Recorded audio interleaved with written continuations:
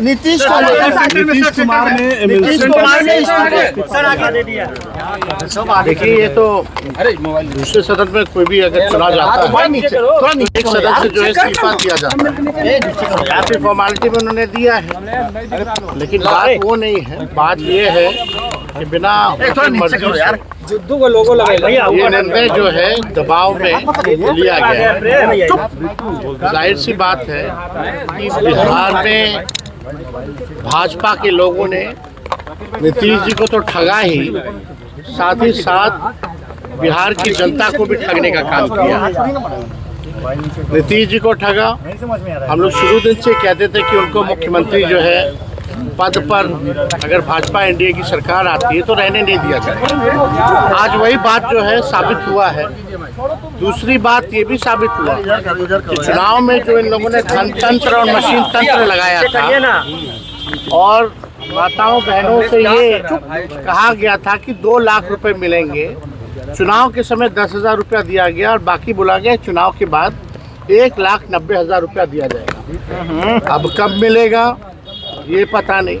बिहार की महिला मतदाताओं को भी इन लोगों ने ठगा।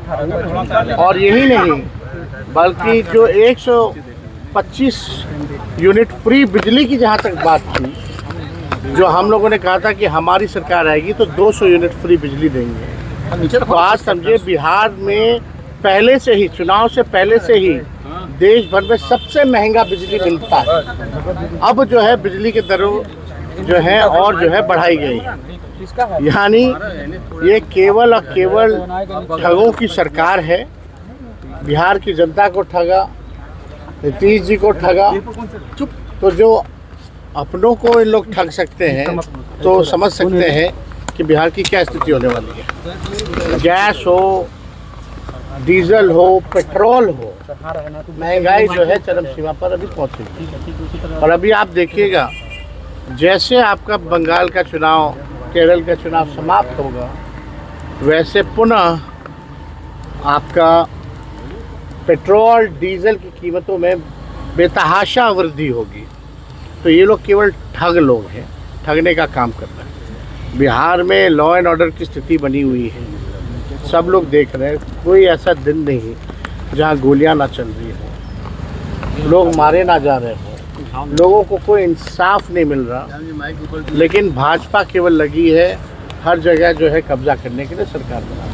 मुख्यमंत्री कौन होगा इस सवाल पर कोई कुछ नहीं कह रहा है कि कब इस्तीफा देंगे मुख्यमंत्री पद से। उसको लेकर इतना सस्पेंस क्यों बनाए हुए हैं? देखिए इस पे तो हम कुछ कह नहीं सकते हैं कौन तारीख को देंगे, कौन से समय में देंगे। लेकिन एक बात तो तय हो गया कि नीतीश कुमार जी को बीजेपी ने ठगा है। और ये भी बात तय हो गया, स्पष्ट हो गया कि नीतीश कुमार जी अब बिहार के मुख्यमंत्री नहीं रहेंगे। विधायक और मंत्री ये साफ।